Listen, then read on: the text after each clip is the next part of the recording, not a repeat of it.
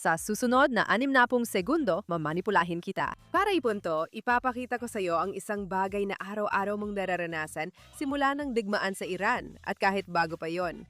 Pag makita mo ito, hindi mo nababasahin ang balita tulad ng dati. Ganito ang proseso. Ipapakita ko ang isang headline mula New York Times. Gusto kong mapansin mo, seryoso at tapat. Pansinin mo lang ang konklusyon na makukuha mo pagkatapos basahin ito. Handa ka na ba? Si Ali Larijani, de facto na leader pampulitika ng Iran, pinatay ng Israel. Ang pagpatay na kinumprima ng Iran ay maaring magpalakas sa mga hardliner ng bansa habang nagpapatuloy ang pambobomba ng US at Israel. Kaya nabasa mo na ito. At ang tanong ko sa iyo ay, sino ang mga masasamang tao? Kung sagot mo ay Amerika at Israel, dahil sa pambobomba, naimpluwensyahan ka lang ng headline at di mo naramdaman ang tunay na nangyayari. Dahil ang totoo, ito talaga kung sino si Ali Larijani. Bilang pinuno ng hudikatura ng Iran, siya ang namuno sa malupit na pagsupil na kumitil ng 10,000 Iranyanong nagpoprotesta. Hindi pa rin alam ang eksaktong bilang. Lumabas sa kalsada ang mga lalaki at babae para hingin ang mga kalayaang sinasabi ng New York Times na pinaninindigan nito. Hindi lang niya alam ang mga pagbitay, siya mismo ang nasa likod at pumirma nito. Hindi biro na siya ang isa sa pinakakinatatakutang tagapagpatupad sa Republikang Islamiko. Iyan ang taong kinatawag ng New York Times na de facto na leader pampolitika. At hindi lang nila nabanggit ang alinman doon sa headline, hindi rin nila ito nabanggit sa unang kalata ng artikulo o sa pangalawa. Nakatago ito ng maigi kaya karamihan sa mga mambabasa na hindi lumalampas sa headline ay hindi na ito napansin. At guys, huwag kayong tanga, hindi ito pagkakamali. Kasama ito sa kanilang estratehiya. Isa ito sa 8 estratehiyang araw-araw ginagamit ng Western media sa lahat ng pahunahing outlet mula nang magsimula ang digmaan at bago pa yon. Ang media ay nagsisinungaling tungkol sa digmaan ng US-Israel sa Iran. Ipapakita ko sa inyo kung paano nila ito ginagawa sa bawat panlilinlang at headline. Ito ang iyong gabay para hindi ka malinlang. Walang anuman, maligayang pagdating sa Ira K Show sa JNS TV. Tara, simulan na natin. Simula na magsimula ito, may kakaibang nangyari sa mga newsroom sa kanluran. Ang mga mamamahayag na matagal nang isinusulong ang karapatang pantao, kalayaan sa pamamahayag at demokrasya ay palagi, paulit-ulit at kahina-hina lang napupunta sa panig ng Islamic Republic of Iran, isang teroristang entidad, paalala ko lang. Ngayon, inaasahan na natin ito sa digmaan ng Israel at Gaza. Dati, ang mga Palestino ang itinuturing na dehado, pero nagbago na ang kwento ngayon. Hindi na ito tungkol sa pagtulong sa mga inaaping Palestino. Ito ay tungkol sa labis na pagkahumaling sa isang kwento na itinuturing ang kanluran bilang mga nang-aapi kahit na nangangahulugan ng pagsuporta sa mga terorista. Alam nating gusto ng media manipulahin ang katotohanan para sa adyenda nila. Kadalasan, palihim nila itong ginagawa. Ngayon, lantad at garapal na talaga ang mga kasinungalingan. Parang nakakatawa na. Sobrang grabe na talaga na pati ang FCC ay naglabas na ng direktang babala sa mga broadcaster na sinasabing ang mga nagpapakalat ng peking balita ay kailangang kumilos para sa kapakanan ng publiko o baka mawalan sila ng lisensya. Iyan ay pambihira at walang katulad. At may dahilan ito. Pero bago ko ipaliwanag ang panlilinlang, kailangan ko munang magbigay ng pananaw na magbabago sa tingin ninyo sa lahat na makikita. Kadalasan, iniisip ng mga tao na kapag nagsinungaling ang media, gumagawa sila ng kwento, peking pahayag, imbentong datos, o mga bagay na pwedeng i-fact check at itama. Bihira itong mangyari dahil delikado ang tahasang pagsisinungaling. May pagwawasto, maaring kasuhan, at pwedeng i-verify ng kahit sino. Ang ginagagawa ng media ay mas sopistikado at mas mahirap mahuli. Pinipili lang nila ang katotohanan at dinidiin ang bagay na pabor sa nais nilang iparating. Pinipili nila kung anong katotohanan ang ilalagay, alin ang iiwan, anong larawan ang ilalatala, anong kwento ang ibabaon sa pahina 12, saan magsisimula at magtatapos ang kwento, at sinong eksperto ang kukunin at sinong hindi natatawagan. Walang totoong pinepeke, minamanipula lang para magmukhang iba. Pag ipinakita ko ang mga paraan ng pagmamanipula, hinding-hindi mo natitingnan ang mga headline katulad ng dati. Kaya, unang panlilinlang, ang headline. Alam na natin ang unang panlilinlang mula simula, pero gusto kong palalimin pa dahil ang headline kay Larijani ay perpektong halimbawa na dapat himayin. Narito ang estadistika na magpapabago ng pagtingin mo sa headlines. 6 sa 10 tao, hindi na binabasa ang lampas sa headline. Hindi ang unang talata, Hindi ang subhead, headline lang talaga. At pagkatapos ay magpapatuloy na sila sa pag-scroll, dala-dala ang conclusion iyon sa buong maghapon. Ibig sabihin, mas malaki ang impluensya ng gumagawa ng headline sa opinyon ng publiko kaysa karamihan sa media. Alam ng ilan sa kanila kung ano mismo ang ginagawa nila. Balikan natin ang headline tungkol kay Larijani. Si Ali Larijani, ang de facto na leader pampulitika ng Iran, pinatay ng Israel. Tatlong pagpipilian at bawat isa ay sadyang pinili. De facto na leader pampulitika. Hindi isang terorista, hindi isang tagapagpatupad ng rehimen, hindi ang taong lumagda sa mga death warrant ng mga nagpoprotesta, kundi isang leader pampulitika, lehitimong opisyal. Taong kapag pinatay, parang asasinasyon ng pinuno ng Estado. Pinatay, hindi inalis, hindi tinarget sa isang operasyong militar. Pinatay. Ang salitang ginagamit para sa isang krimen, ang salitang ginagamit para sa mga biktima. Kampanya ng pambobomba ng US-Israel. Hindi digmaan, hindi Operation Roaring Lion, hindi laban sa rehimen ng terorismo. Isa lang itong kampanya ng pambobomba. Paridalang tumutukoy sa walang pinipiling karahasan na nagpapakita na Amerika at Israel ay tila mga baliw. Tatlong salita, tatlong pangpipilian, lahat halos iisang patutunguhan, kaya ito ay matalino sa pananaw ng manipulasyon. Lahat ng salitang iyon ay maipagtatanggol. Siya ay technical na pampulitikang personalidad, technical na napatay, at technical na kampanya ng pambobomba. Kapag pinuna mo sila, kumikibit balikat lang at nagsasabing tama sila. Pero magkaiba ang tama at tapat. Madalas sa mga hindi nila sinasabi nakatago ang totoong kwento, kaya dyan pumapasok ang pangalawang panlilinlang. Ang kalahating katotohanan. Para sa akin, ito ang pinakamapangganib dahil hindi ito nakikita. Tama, hindi sila nagsisinungaling tungkol kay Larijani bilang pampulitikang personalidad. Ang ginawa nila ay sinabi lang sa iyo ang bahagi ng katotohanan na pabor sa kanilang kwento at tahimik na itinago ang bahaging hindi. Si Ali Larijani ang namuno sa marahas na pagsupil na pumatay ng 10,000 Iranyanong nagpoprotesta, mga lalaki at babaeng gusto ng demokrasya, kalayaan sa hijab at karapatang bumoto sa tunay na kinatawan. Hudikatura ni Larijani ang nanindak, nagkulong, nagtorture at nagbitay sa kanila.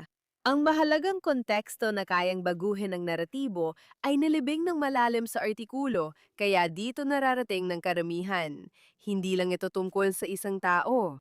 Ang kalahating katotohanan ay makikita sa bawat aspeto ng pag-uulat tungkol sa digmaang ito. Ang panlilinlang sa headline ay tungkol sa mga salitang pinipili nila, pero ang kalahating katotohanan ay tungkol sa mga salitang lubos nilang iniiwan o hindi binabanggit. Walang mas magandang halimbawa kaysa sa ginawa ng Western media sa mga Iranian sa loob ng maraming taon bago pa nagsimula ang digmaan.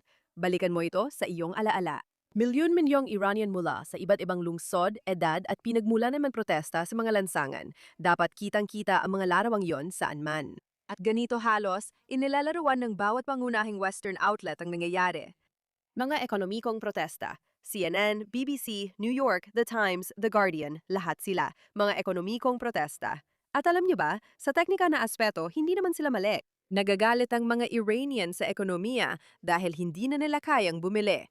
Mataas ang inflasyon at marami ang walang trabaho. Tama ang bahagi tungkol sa ekonomiya. Ngunit habang tinatawag itong ekonomikong protesta ng Western media, isinisigaw na nagpoprotesta, kamatayan sa diktador, umalis ang mga mula, at kababaihan, buhay, kalayaan. Di magiging malaya ang bayan habang di umaalis ang mula. Hindi ito mga taong nagpoprotesta lang tungkol sa presyo ng tinapay. Ang problemang pang-ekonomiya ay sintomas lang. Sila ay mga taong humihiling ng pantatapos ng 47 taong teokratikong pananakop. Inilalagay nila ang sarili sa panganib. Alam nilang pwedeng maaresto, pahirapan o bitayin para sa parehong pagpapahalaga na sinasabing sagrado ng kanluraning mamamahayag. At tinawag ito ng New York Times na isang ekonomikong protesta. Wala namang nilatalan na imbento dahil totoo naman ang mga hinaing ukol sa ekonomiya. Sa pagpili ng ganoong pananaw at hindi binanggit ang revolusyong politikal sa parehong kalsada na laban sa Islamic Republic, nagkaroon sila ng malaking epekto. Ginawa nilang reklamo sa taas ng gastusin sa pamumuhay ang isang kilusan para sa kalayaan. Ipinakita nilang ang 10 milyong lumalaban para sa demokrasya at karapatan laban sa islamisasyon ay parang magagalit lang dahil sa gastusin sa pamimili. Bakit kailangan magmalasakit ang Amerikano sa gasto sa pamimili sa Iran o makipagdigma pa roon? Mahalaga ito. Kung makita ang mga Iranian bilang taong humihingi ng kalayaan mula sa teroristang rehimen na may global na epekto, magbabago ang lahat. Lumalabas ang malinaw na moral na dahilan ng digmaan. Nakakatawa ang ideya na Amerika at Israel ang nangaapi at bumabagsak ang kwentong gawa ng media. Kaya, imbes na payagan mangyari yon, hindi na lang nila isinama ang bahaging yon. Ginawa nila ito sa lahat ng pangunahing media ng maraming taon. Yan ang kalahating katotohanan. Hindi ito kasinungalingan, isa lang itong binuong kwento. Pinipili lang kung anong parte ng katotohanan ang ipapakita. Yung hindi ipinapakita sa'yo? Sa totoo lang, doon madalas nakatago ang totoong kwento sa buong panahon. At dito na tayo sa ikatlong panlilinlang, ang selective clock. Ito ang talagang tuso. Dahil dito, hindi mo na kailangang magtago, mag-ingat sa mga salita o magtanggal ng talata. Piliin mo lang kung kailan sisimula ng kwento. Isipin mo ito ng ganito. Kung makita mo ang video ng taong nanuntok, siya agad ang kontrabida. Pero paano kung ipakita ko ang nangyari 10 segundo bago ang suntok? Maring ang biktima talaga ang unang nanuntok. Maring matagal na niyang tinatakot ang kabilang tao. Bigla, ibang-iba na ang kwento. Pareho lang ang suntok na nasasaksihan mo, pero magkaiba ang oras, magkaiba ang konteksto. Kontrolado ng media ang oras, ang konteksto kung kailan nagsisimula ang kwento. Silang nagdedesisyon kung paano at kailan ilalarawan ang kontrabida sa kwento. Kung sisimulan mo ang oras ng digmaang ito noong Pebrero 28 sa pag-atake ng US at Israel, malinaw na Amerika ang agresor at walang dahilan. Mga kampanya ng pambobomba, gaya sa headline. Pero simulan mo kung kailan talaga nagsimula ang kwento. Ito ang makikita mo. 47 taon ng Islamic Republic na napupundo sa mga teroristang organisasyon sa gitnang silangan. Ang pag-atake noong Oktubre 7 at libu-libong teroristang atake na nangyari bago yon na pinunduhan at ipinagdiwang ng Iran, pati na rin ang mga misil ng Houthi na nagsasara ng internasyonal na rutang pangbarko at nagbabanta sa kalakalan. Ang nuclear program ay malapit nang umabot sa weapons-grade enrichment, ilang linggo o buwan na lang. Mahigit 40,000 nagpoprotesta ang pinatay sa lansangan dahil sa paghingi ng demokrasya, patuloy nilang pinapatay ang revolusyon. Kung doon ka magsisimula, hindi talagang mukhang walang dahilan ng pag-atake. Para itong huling opsyon matapos maubos ang ibang opsyon sa loob ng 4 na dekada. Parehong digmaan, magkaibang paniwalang punto, lubos na magkaibang kontrabida. Nakakatawa para sa akin ang bahaging ito, kahit medyo morbid. Matagal nang naglalatala ang mga outlet ng nakakabahalang balita tungkol sa nuclear program ng Iran. Ilang buwan na lang daw at magkakabomba na sila at eksistensyal na ang banta. Paunti na ang panahon para kumilos. Matagal na nilang ginagawa ito sa parehong newsroom. Pero noon may aksyon sa banta, biglang tanong kung kailangan ba talagang gumamit ng militar. Hindi ba pwedeng diplomasyon na lang? Ang mga mamamahayag na ilang taon nang nagdodokumento ng panganib ay biglang natuklasan ang kanilang pagiging mapayapa ng kumilos ang Amerika. Kasi hindi naman pala gobyerno na gusto nilang gumawa ng aksyon na hindi naman nakakagulat. Wala sa kanila ang tumingin sa sarili nilang ulat kahit 6 na buwan, 1 taon o 10 taon na ang lumipas dahil wala namang nag-utos sa kanila. Tahimik na ni-reset ang orasan, nagsimula ulit ang kwento at may bagong kontrabida. Bakit binago nila ang kwento? Malalaman natin maya-maya. Pero una, ang ika-4 na panlilinlang ay ang wikang ginagamit, hindi neutral ang mga salita. Ang bawat salita sa balita ay pinili ng isang tao na may sariling pananaw. Hindi totoo sa realidad ang ideya ng balitang walang kinikilingan. Ang mga salitang ginagamit nila ay nagpapakita ng kanilang kinikilingan, kahit sabihin na lang wala silang pinapanigan. May babasahin ako sa iyo. Ito ay totoong talata mula sa Washington Post, inilatala noong araw na namatay si Khomeini, ang baliw na terorista na namuno sa Islamic Republic. Sa makapal na puting balbas at maaliwalas ng iti, mas kaakit-akit si Ayatollah Khomeini sa publiko kaysa sa laging nakasimangot ngunit mas iginagalang niyang guro. Kilala rin siyang mahilig sa Persian na tula at klasikong kanluraning nobela, lalo na ang Les Miserables ni Victor Hugo. Literal na napangganga ako nang nabasa ko yon at bibigyan ko kayo ng sandali para tutulan ng paglalarawan na parang si Santa sa isang pinuno ng terorista. Ang taong responsable sa pagpatay ng 10,000 kababayan, utak ng pagsupil sa kilusang kababaihan, buhay, kalayaan at tagapondo ng Hamas, Hezbollah at Houthis na pumatay rin ng marami. Ang lalaking 35 taon, nagtangkang gumawa ng sandatang nuklear laban sa Israel at itinanggi ang Holocaust, nangakong aalisin ang tinawag niyang cancer ng mga taga-disenyo.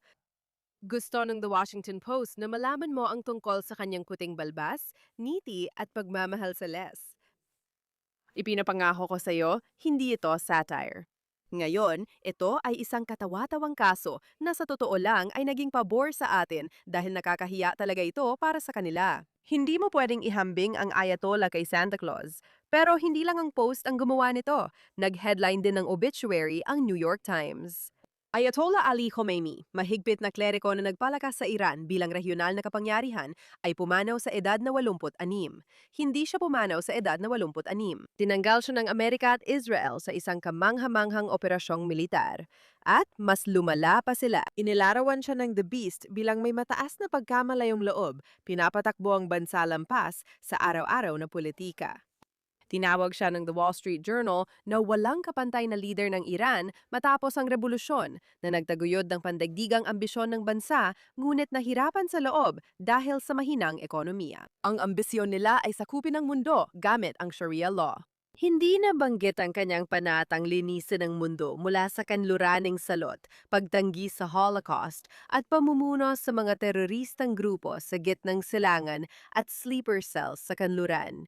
Sa kabila ng pagsuporta ni Khomeini sa mga teroristang gawain mula Lebanon hanggang Argentina, isang beses lang lumitaw ang salitang terorista sa buong 4,000 salitang obituary. Naglabas ang The Economist ng isang artikulo na nagsimula sa paglipas ng 3 dekada. Alam ni Ali Khomeini na siya mismo ay binabantayan ng dakilang satanas gamit ang propaganda ng Islamic Republic laban sa Amerika nang walang paliwanag. Ngayon, ipapaalam ko ang tawag sa teknik na ito. Tinatawag ito ng mga media researchers sa Pew Research Center na both sides. Ang ideya na ang tunay na pamamahayag ay kailangan ipakita ang parehong panig ng bawat kwento, kahit pa isa rito ay mamamatay taong diktador na teokratiko. Ang tila ideya ay ipakita ang isang napakasamang at mamamatay taong tirano bilang isang tao na ginugugol ang libreng oras sa komportableng pagbabasa ng tula at Les Mis.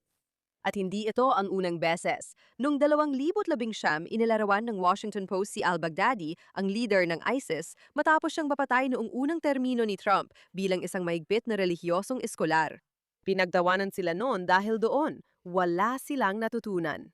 Napansin ng isang tagamasid sa X na mas pinalambot pa ng Times ang obituary para kay Khomeini, isang kalabang malupit ng US, kaysa sa matinding ginawang obituary para sa kinanselang cartoonist na si Scott Adams, habang ang isang Amerikanong komedyante ay ginunita ng may paghama. Ibig kong sabihin, tingnan mo na lang kung paano nila tinatalakay si Trump para maintindihan ito.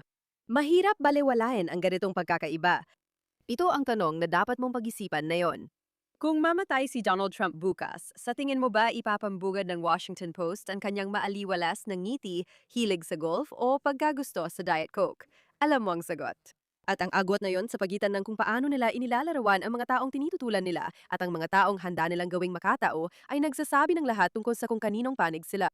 Pag-usapan natin ang pangalan ng digmaan dahil ang obituary ni Khomeini ay halimbawa lang ng mas malawak na estratehiya sa wika sa bawat bahagi ng ulat na ito. Tinawag ng Al Jazeera ang araw-araw na update ng mga pag-atake ng US-Israel sa Iran. Hindi ang digmaan sa Iran, Operation Roaring Line, o ang kampanya upang buwagin ang pinakamalaking rehimen ng terorismo sa mundo, kundi araw-araw na pag-atake ng US-Israel. Habang nangyayari ito, ayon sa Honest Reporting, naglabas ang BBC ng larawan ng nagluluksa mula sa mga broadcaster na kontrolado ng rehimen na halos hindi nasuri ang kanilang pagsasadula. Mapanamdaming pag-uulat ng pagluha sa Tehran para kay Ayatollah. Klinikal na ulat sa pinsala ng tamaan ng misil ng Iran ang rehiyon, iisang istasyon, magkaibang balangkas. Sa NPR, ang digmaan ng US at Israel sa Iran, parehong formula sa bawat artikulo. Pansinin kung ano ang pareho sa dalawang paraan ng pagbalangkas. Amerika at Israel ang paksa, ang mga gumaganap, ang mga agresor. Iran ang layon, ang bagay na ginagawa ng aksyon, ang biktima. At panuurin kung paano nila inilalarawan ang mismong rehimen. Inanunsyo ng mga opisyal ng Iran, kinumpirma ng Tehran, pahayag ng gobyerno ng Iran. Ang mga pariralang iyon ay nagbibigay ng diplomatikong lehitimasyon sa revolusyonaryong teokratikong milisyang sumakop sa kapangyarihan noong 1979 sa pamamagitan ng dahas at pinanatili ito gamit ang pagbitay, pagpapahirap at malawakang pagkakakulong. Hindi mo mababasa ang ISIS inanunsyo o Al-Qaeda, kinumpirma ng walang paliwanag o konteksto. Hindi binibigyan ng gramatika ng lehitimasyon ang mga grupong ito. Pero ang Islamikong Republika na nagpondo ng mas maraming terorismo, pumatay ng mas maraming disidente at nagdulot ng mas malaking kaguluhan sa mas maraming bansa kaysa sa pinagsama ng dalawang organisasyong iyon ay tinatawag ng mga opisyal ng Iran sa bawat pagkakataon ng walang anumang puna. Sabi ng Honest Reporting, ang pagtawag sa ideolohista ng rehimen na hardliner ay tinatago ang totoong sitwasyon. Namuno siya sa teokratikong estado na nagpakulong ng mamamahayag, nagbitay ng bilanggong politikal, nagpondo sa Hezbollah at Hamas, at nagutos ng marahas na panunupil sa sariling mamamayan. Headline ang humuhubog sa alaala ng kasaysayan. Mas mahalaga ang unang talata kaysa ikalabindalawa. Sa kamatayan at digmaan, pinipino ang reputasyon at hindi dapat bigyan ng pribilehiyo ang mga otoritaryong lider na palabnawin ang kanilang masasamang ginawa. Walang maling paghahambing. Isa pa nilang ginagawa ay ang pagpapakita ng dalawang panig na kunare magkapantay sa moralidad kahit di naman talaga maikumpara. Magkaiba ng pananaw ang koalisyon ng US, Israel at Iran tungkol sa sigalot. Ganun ba talaga? Isang panig pumapatay ng mga kabataang humihiling ng demokrasya, isa nagpapaputok ng cluster munitions sa kindergarten, at isang panig mahilig sa lesmis. Kalokohan ang ipantay ang isang teroristang rehimen sa Amerika at Israel. Hindi magkapantay ang dalawang panig at ang pagsasabing pareho sila ay hindi patas. Ang totoo, may iba pa itong epekto, isang mastuso at mapanlinlang na bagay. Sa pagbabasa tungkol sa mga opisyal ng Iran, hindi mo iisipin na sila ay isang milisyang sapilitang umangkin ng kapangyarihan. Ang naisip mo ay isang gobyerno, isang lehitimong gobyerno. Yung uri na kumakatawan sa mga tao nito, yung kapag nagsalita, para sa Iran siya nagsasalita. At ang tahimik at otomatikong palagay na yan ang eksaktong inaasahan nila. Dahil sino ba ang magsasabi sa iyo na may napakalaking pagkakaiba ang Islamic Republic at ang mga mamamayang Iranian? Na ang rehimen at ang populasyon ay hindi pareho at sa katunayan ay marahas na magkaibang panig na magkalaban sa isa't isa. Ang mga opisyal ng Iran na nag-aanunsyo sa ngalan ng bansa ay kumakatawan sa gobyernong matagal nang nalalabanan ng 10-10 milyong Iranian na handang isakripisyo ang buhay para pabagsakin ito. Hindi ang New York Times, hindi sa pangungusap na yon, hindi sa ganong paraan ng paglalahad. Sa pagtawag sa kanila bilang mga opisyal ng Iran nang walang konteksto, walang paglilinaw, at walang kahit isang pangungusap na maaring magbago ng lahat, tahimik na pinagsasama ng media ang rehimen at ang mga tao bilang iisa. Ang Iran ang nagsasalita, ang Iran ang nagkukumpirma, ang Iran ang nakikidigma, na parabang ang 90 milyong tao ay sumusuporta sa bawat salitang lumalabas mula sa Teheran. Hindi totoo yon, at alam ng media na hindi yon totoo. Kapag sinasabi nilang mga opisyal ng Iran nang hindi talaga ipinapaliwanag kung ano ang ginagawa nila nang wala ang pangungusap na iyon. Iyon ang nagbubukod sa secular na populasyong naghahangad ng kalayaan mula sa teokratikong minoryang 45 taon ng bihagang mga tao. Problema yan kasi nababago ng pangungusap na yon ang kwento, kaya hindi nila isinasama. Dito papasok ang panlilinlang number 5, mga hindi nakikitang tao. Pinakamahirap itong pag-usapan para sa akin dahil hindi lang ito tungkol sa panlilinlang ng media o pagpili ng frame at headline. Malaking kakulangan ito sa moralidad na may totoong epekto sa mga taong dubaranas ng digmaang ito ngayon mismo. Narito ang tunay na kwento ng digmaang ito. Ito ang dapat na naunang balita sa bawat front page, artikulo at newsroom sa mundo. Ito ay kwento ng mga mamamayang Iranian. Hindi ang Islamic Republic, Tehran, opisyal ng Iran, US, Trump o Israel na nasa digmaan, kundi ang 70 milyong taong matagal nang nabubuhay sa ilalim ng teokratikong rehimen sa loob ng 40 taon. 7 taon nang paulit-ulit silang lumalabas sa lansangan, nilalagay sa panganib ang sarili, nagmamakaawa para sa kanilang kalayaan. Nasaksihan ang pagbaril sa kaibigan, pag-aresto sa anak, at pagnanakaw ng kinabukasan ng gobyernong neutral na tinatawag ng mga kanluraning mamamahayag ng mga opisyal ng Iran. Nang namatay si Khomeini, nagdiwang sa lansangan ng mga Iranian, nagsayawan, nagpaputok at ibinuhos ang 47 taon ng ginhawa sa malayang hangin. Ang mga taong buong buhay nilang namuhay sa ilalim ng kanyang pamumuno, sa wakas ay nakakahinga na sila. Iyon ba ang naging top news ng CNN? Danggo na ba ito sa BBC? Naglabas ba ang New York Times ng photo essay sa tuwa ng mga taong malaya na sa maniniil? Ang nakuha mo sa halos lahat ng pangunahing Western media ay mga rally na inorganiso ng Estado na pabor sa rehimen, maingat na pinili at inayos. Pinamamahalaan ng parehong gobyerno na sabay na nagpapaputok sa mga nagdiriwang sa kalsada. Hindi nila isinama ang kwento ng karamihan sa mga Iranian, kundi ng teroristang rehimen lang. Minsan, gumamit pa sila ng lumang larawan dahil kakaunti lang ang protesta pabor sa Islamic na rehimen, taliwas sa ipinapakita nila sa publiko ng Amerika. Ang mga tunay na Iranian, ang karamihan na secular, ang mga edukado, ang mga nagnanais ng eksaktong ipinaglalaban ng kanluran, ay tinanggal sa sarili nilang kwento. Ninakaw ang papel nila bilang moral na puso ng digmaan, ang mga taong ang kalayaan ang dahilan ng lahat, at ibinigay ito sa rehimen na umaapi sa kanila. Ang mga may lahing Iranian at aktivista ay patuloy na sumisigaw nito sa social media sa panahon ng digmaan. Pinapanggalanan at binabatikos nila ang mga outlet at ipinapaliwanag, minsan may pasensya pero madalas may galit, na ang pagbabalita ay nagpapalakas sa mga nang-aapi at binubura sila.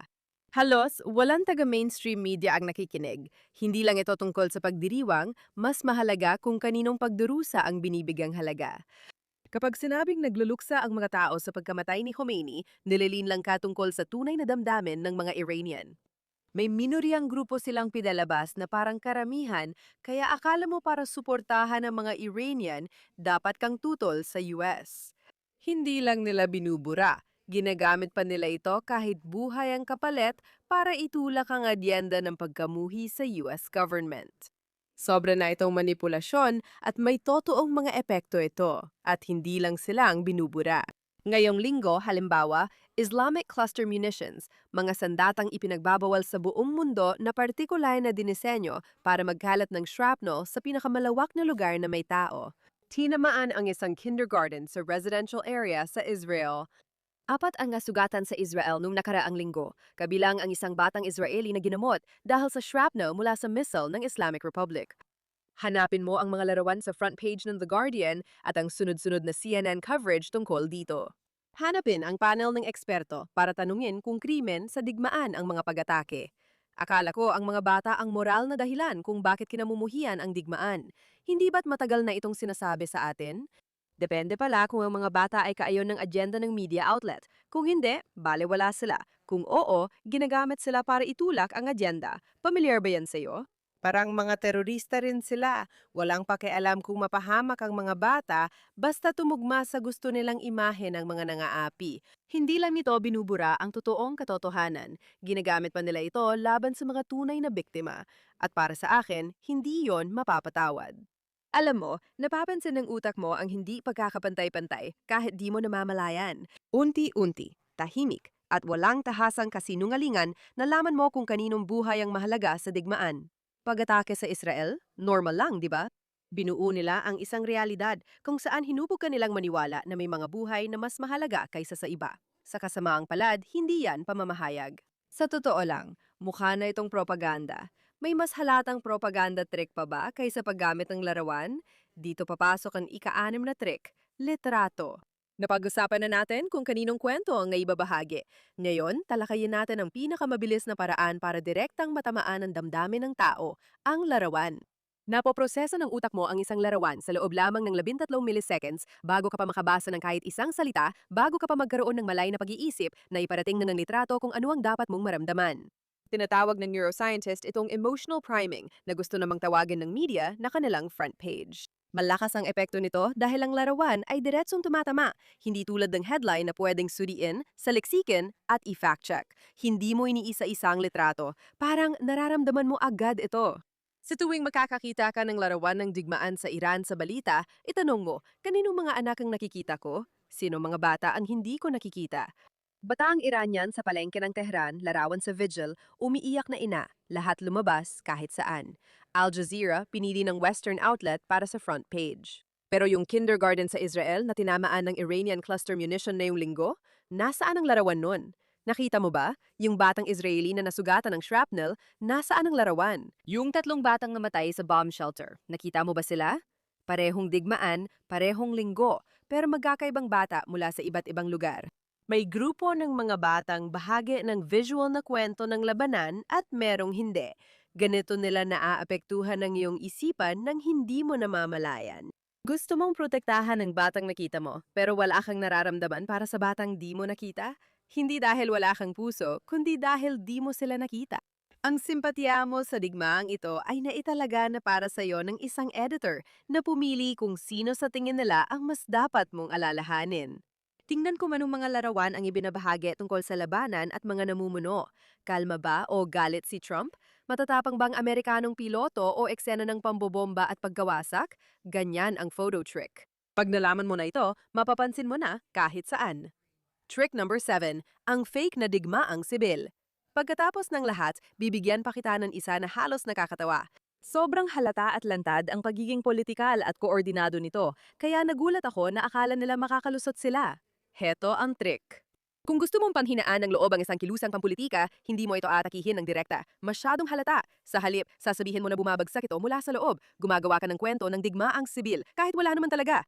Pagkatapos lusubin ni Trump ang Iran, mabilis lumabas sa mga balita.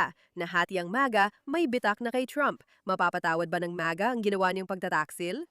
Nagbabala ang mga boses ng MAGA na lalakas pa ang ganti ng Iran. Maraming outlet ang maiisang kwento sa loob ng 4 na araw. Lahat sila, sina Tucker Carlson, Megyn Kelly at Steve Bannon lang ang binabanggit. Iyan ang pinatawag nilang pagkakahati. Yan daw ang civil war na ginawan pa ng cover story ng Bloomberg. Ilang podcaster lang na kontra sa presidente, tinawag na malaking rebelyon. Ipinapakita ng totoong survey na mahigit 80% ng MAGA Republican ay sumusuporta sa strike at 85% ay mas nagtitiwala kay Trump kaysa sa mga podcaster. 6% lang ang pabor kay Tucker. Ang takbo ng opinyon ng publiko ay pumapanig kay Trump sa buong panahong ito. Isang katotohanang nilibing sa parehong mga ulat na ginagawang headline bilang ebidensya ng panhina ng kanyang base. Bakit nila ito ginagawa? Alam nila na kapag kausap ang kabilang panig ng politika, natural na walang tiwala. Kaya imbes na subukang kumbinsihin ka, sinasabi nila na ang panig mo ay kumbinsido na rito na may lehitimong issue talaga tungkol sa digmaan. Kahit tingin mong maganda ito, maraming kaibigan mo sa politika ang hindi sang-ayon. Baka ikaw ang mali at dun sila nakaka-impluwensya sa'yo.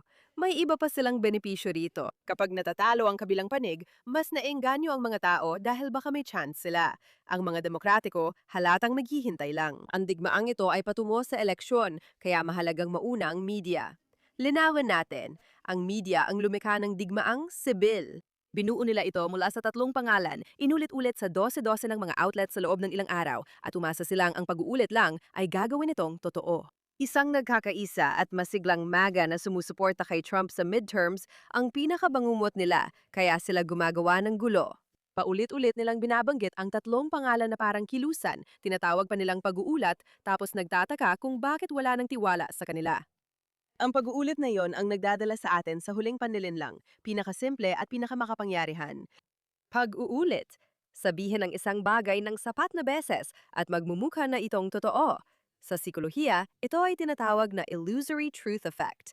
Paulit-ulit at walang dudang napatunayan ng mga mananaliksik na kung mas madalas marinig ng tao ang isang pahayag, mas malaki ang chance ang paniwalaan nila ito. Hindi dahil may ipinakitang ebidensya o dahil napaniwala sila sa pamamagitan ng lohika. Dahil lang ito sa pag-uulit.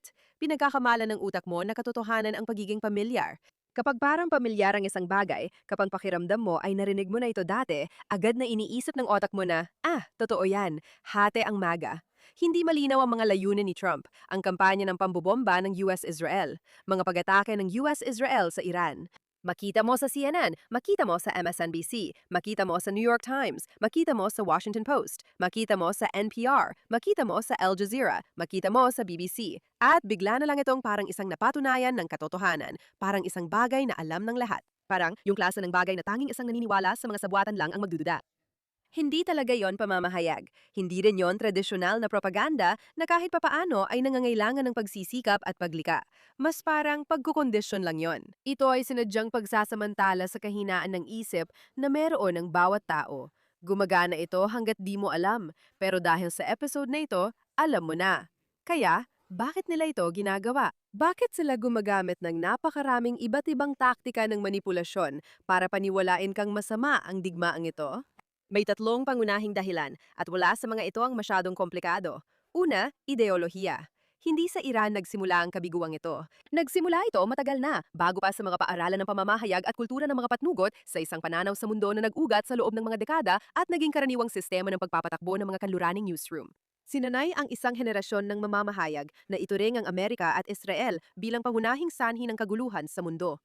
Hindi ito isang kakaibang pananaw sa mga gusaling yon. Ito ang karaniwan. Hinuhubog nito ang bawat desisyon, pagpili ng larawan at headline, pagpili ng eksperto at pagtakda ng oras, sadyang namamalayan man ito ng mamamahayag na gumagawa ng desisyon o hindi.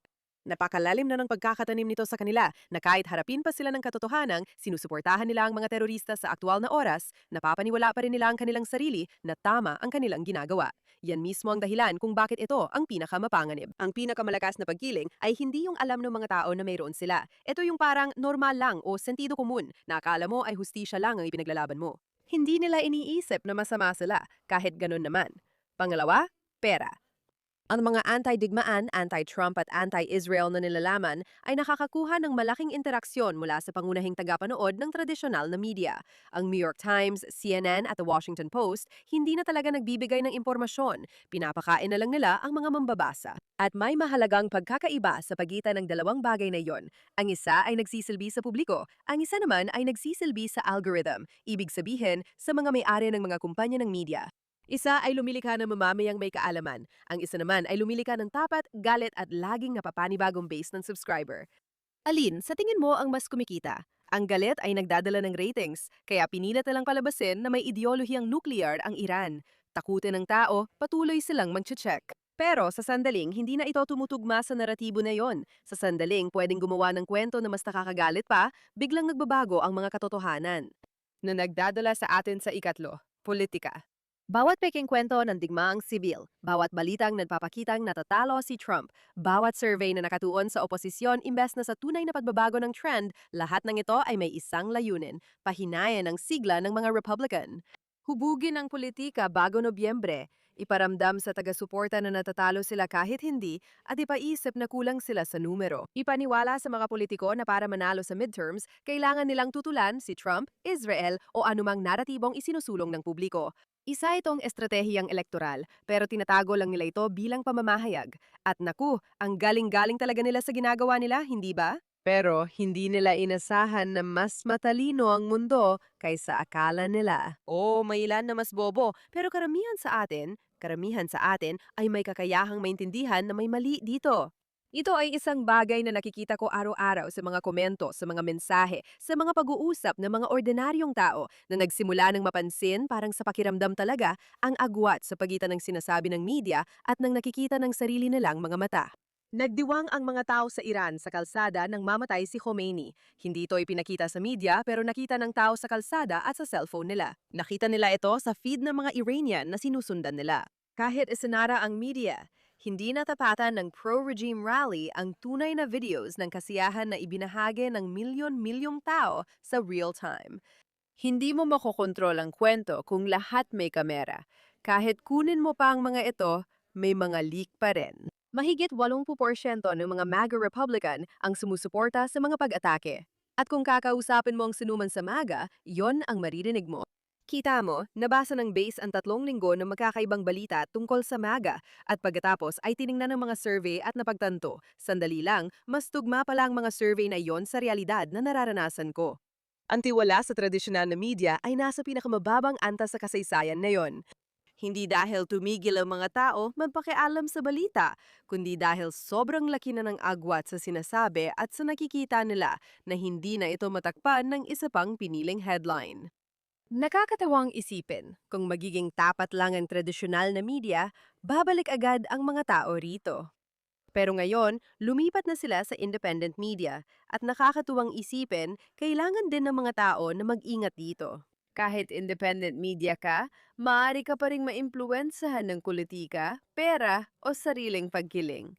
At iyan ang isang bagay na unti-unti nang napapansin ng mga tao matapos ang ilang buwang puno ng kalituhan. Karamihan sa mga tao sa media ay may kanya-kanyang agenda, kaya dapat parehong patakaran ang ipatupad sa lahat, podcaster man o tradisyonal na media.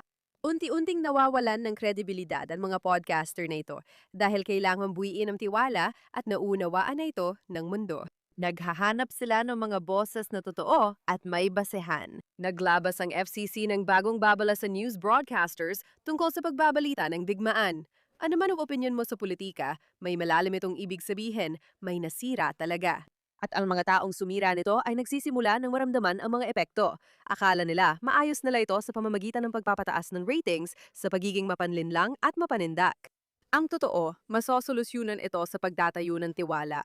Akala nila kaya nilang manipulahin ang tao palagi, pero mali sila at pinapatunayan ito ng panahon. Ngayon, ang mga matinong tao ay nanonood na ng ganitong palabas. Mabagal ang progreso, pero gumagana. Nakakapagod na laging niloloko ka. Ngayon, alam mo na kung paano nila ito ginagawa?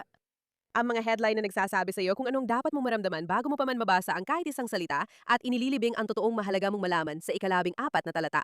Mas delikado ang bahagyang katotohanan kaysa ganap na kasinungalingan dahil kaya itong ipagtanggol at ang oras ang nagtatakda kung sino ang kontrabida depende kung saan sisimulan ang kwento. Wikang nagbibigay lehitimasyon sa mapanupil na rehimen habang tahimik na inaalis ito sa malayan bayan. Ang mga hindi nakikitang Iranian na nagdiriwang at sumisigaw para sa kalayaan matapos ang 47 taon ng pagkawala sa kanilang kasaysayan, pati na ang mga larawang pinipili nila at hindi. Ang Pekeng Digmaang Sibil ay binuo ng 3 podcaster at magkakaugnay na headline, paulit-ulit na inuulat ng iba't ibang media hanggang magmukhang karaniwang kaalaman. Ganito ang paraan. Tahimik at professional kang hinuhubog upang maunawaan ang totoong digmaan. May tunay na misil, sundalo, mga Iranian na sumasayaw sa lansangan at mga batang ginagamot dahil sa shrapnel.